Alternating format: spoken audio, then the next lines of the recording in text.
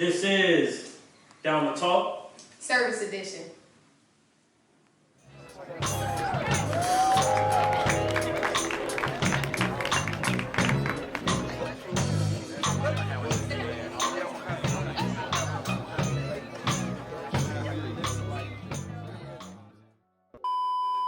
Welcome back to the channel, everybody. My name is Tony. I'm King K. This is Down2Talk. Yes, sir. Thank y'all again so much for tuning in with us this week. We really appreciate it. If y'all haven't already, don't forget to like, comment, and subscribe to the channel. Y'all know we got content just like this, dropping every single week, sometimes the next week. So here on this channel, Down2Talk, what we like to do is pretty much just get the conversation started. You know, changing the world one conversation at a time is our motto. And today we have a really special episode, and it's going to be pretty much about the service. King K? Facts. And like he said, changing the world one conversation at a time. I think to target the military, the service, is a great start. So we're going to bring him on. Joseph Lewis. Alright. And Miss Tay. Alright. So tell us about yourself. Man, I grew up on North Side, went to Kleinford. That's pretty much it. But you was in the service though, right? Yeah, I was in the service. I was serving for 3 years. Okay. I signed up a little late, you know. What branch? Army. Okay. I was in the Army. Signed up for 3 years. Signed up a little late. Felt like I should have joined a little early, but all in all, worked out. Okay. For the most part, you used to have a YouTube channel yourself, right? I did. I still do, but I don't post a lot like I used to. Oh, okay. Yeah. I used to do the YouTube thing, but I took a break from it and I wanted to start a new career. I feel like it went for me, so yeah. I got you. Okay. Well, I grew up in Houston, and you know, the service comes around after graduating high school. It really wasn't something that was thought that I had that I was gonna do at first, but you know, as it came closer to graduation from high school, I really didn't know what I wanted to do as far as like what school I wanted to go to. I didn't know how I was gonna pay for school. I didn't like apply for scholarships or anything like that. So it, you know, kind of just happened. I was like, well, I guess, you know, cause my family did it, so it was like it seemed like an easy way for me to just go ahead and go. And it turns out, you know, I liked it a lot. So that's how I kind of started to get into it. Went to basic AIT right out of high school, and then went to college after I got back and did ROTC. Just continued my career from there. That's what's up. So, on Down2Talk, I mean, we like to be very transparent, so I'm gonna be transparent with you guys. When I was in school, I can sing, but I feel like I couldn't sing that good. Yeah. And I could play basketball, but I feel like I wasn't good enough to like go D1. So I kind of like last resort was trying to go to the military. And I feel like that was like the end result because I was 18 and I feel like the stigma was like, oh, I gotta get out of my mom's house. So can you tell us what are some of the reasons why people go to the service? Well, I would say it really varies based off of the type of person that you are. You know, everybody has their different reasons, and one thing I can say about the Army in general is everything's about perspective. You know, you have so many different opportunities and so many different experiences for different people. Like some people go to basic training, they hate it, and they're like, I never want to be in the Army again, like I'm gonna just do my contract and get out. And then you have your people that go to basic and they love it, and they're like, I want to do this as my lifelong career, and I just want to take every opportunity that they're gonna give.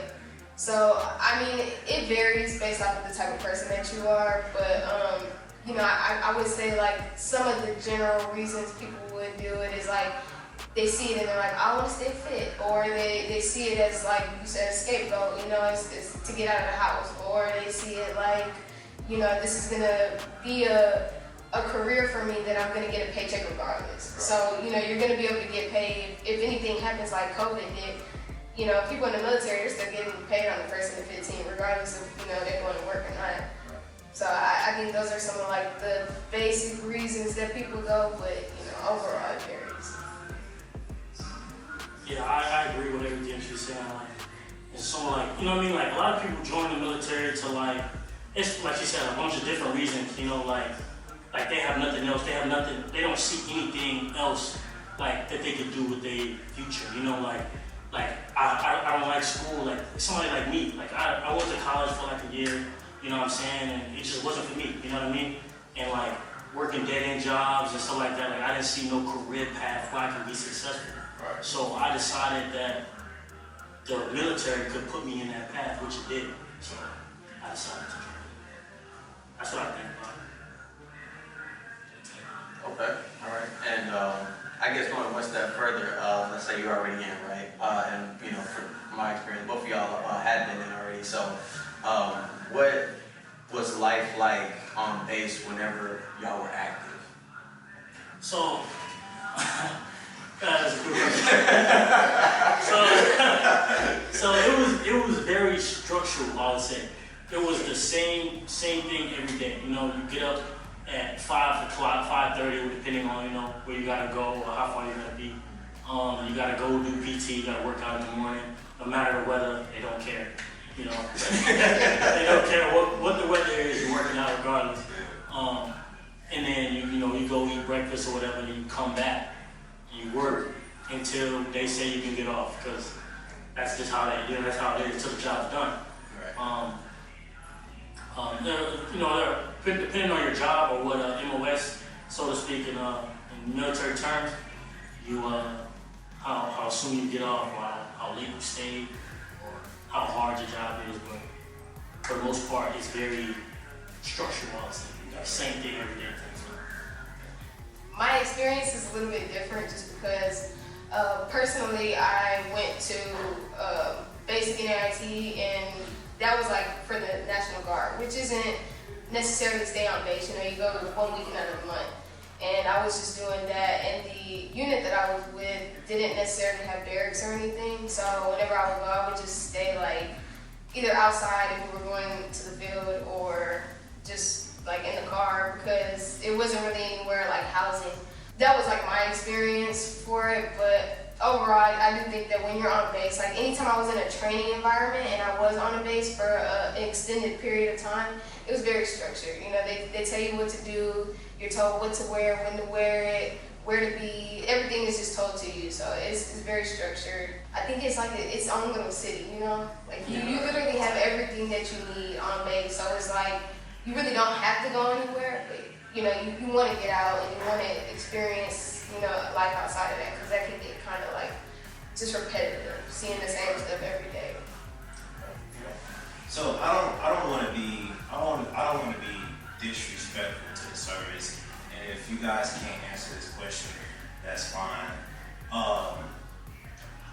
Can you tell us the specific training versus the service and police?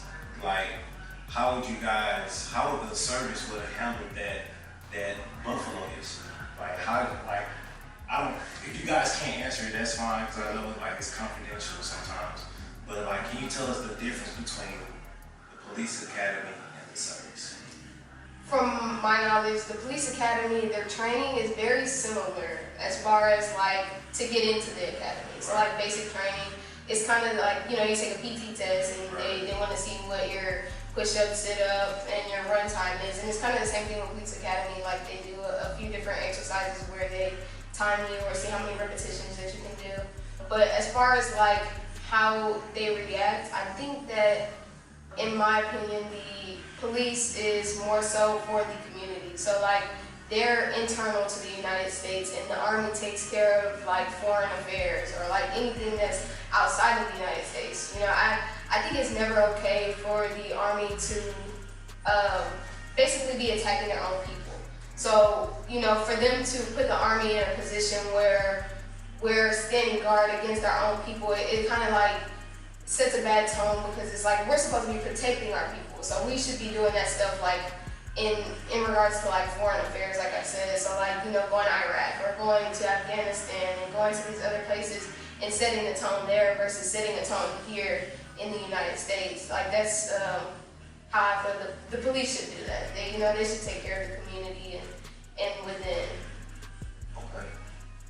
Yeah, I like exactly what she was saying too. Also, I can add that like I know that police officers and the difference between it, in simplest terms I can think of, is like most police officers, well not all, most of them, but all of them are trained to like in a certain way. You know what I mean? And then the military is trained in a certain way to where like in certain instances, because the police are trained for like Americans and like there's our own people. They're trained to sometimes wound. You know, like to where like they'll shoot them in the leg, or you know what I mean, or something like, you know what I mean, or like tase them or something like that. Like the military, we don't carry tasers.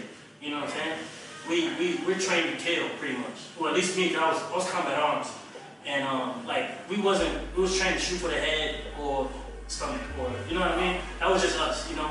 So like, if we was to be put into like a civilian encounter, it wouldn't be pretty, I would say, because of how we're trained to operate things. You know what I'm saying?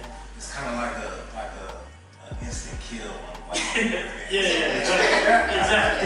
exactly like that. Like a lot of the stuff from like Call of Duty and stuff like that. Like I playing Call of Duty before, you know, I didn't know what was going on. Yeah. Now I play Call of Duty, I'm like, wow, I know what that is. You know, like it's pretty crazy, but yeah.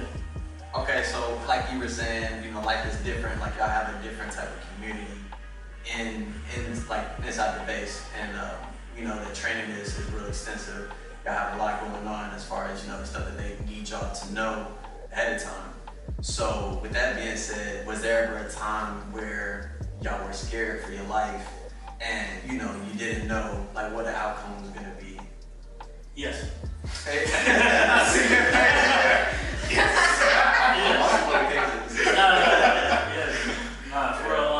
In 2020, it was weird. I'll just tell a story about when I deployed to Afghanistan, right? It was beginning of 2020, around February, and like it was regular. We went over there, you know, it was regular times, like we was on defense and all that. And then COVID hit, like as soon as we got out there, and it just got really hectic. And one night, you know, it was probably like 3 months into the deployment, we didn't see no action. We was just, you know, defending the base like we were supposed to. And then like I'm just asleep in my no funny, that was real.